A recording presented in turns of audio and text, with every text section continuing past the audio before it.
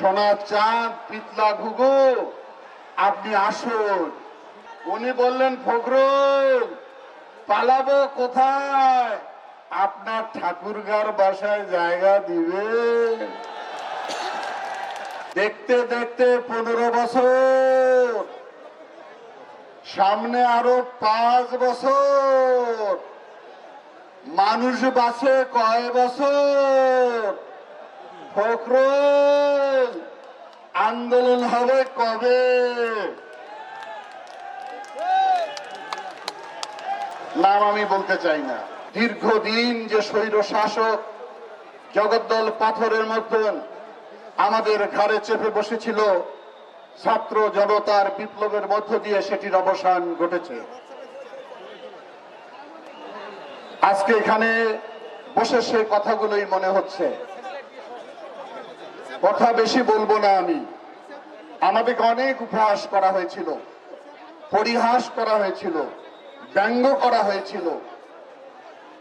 ওনাদের দলের যিনি সাধারণ সম্পাদক ছিলেন, উনি বক্তৃতায় একদিন বললেন, দেখতে দেখতে 15 বছর, সামনে আরো 5 বছর, মানুষ বাঁচে কয় বছর? ফখরুল আন্দোলন হবে কবে?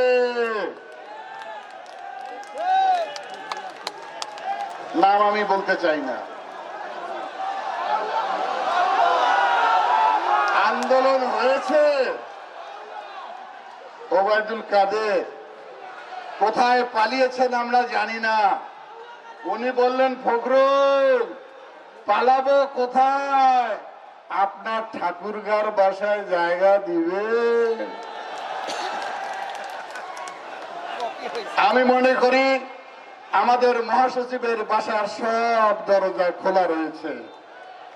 সোনা চাঁদ পিতলা ঘুঘু আপনি আসুন। আসার সে ক্ষমতা নেই।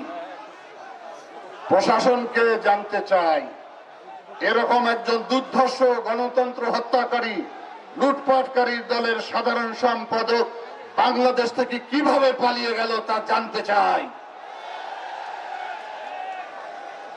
ওনাদের নেত্রী বললেন হাসিনা পালায় না, পালিয়েছে।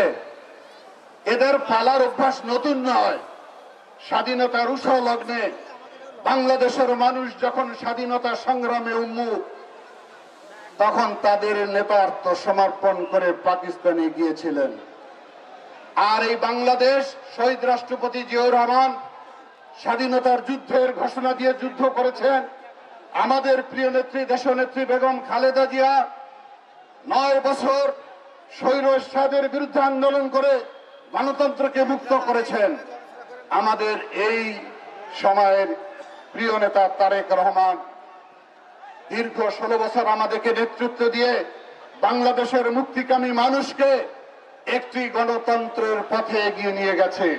নতুন বাংলাদেশ আমরা দেখতে পাচ্ছি, যে বাংলাদেশের পূব আকাশে সূর্য উদিত হয়েছে, ধীরে ধীরে মধ্য গগনে উদিত হচ্ছে।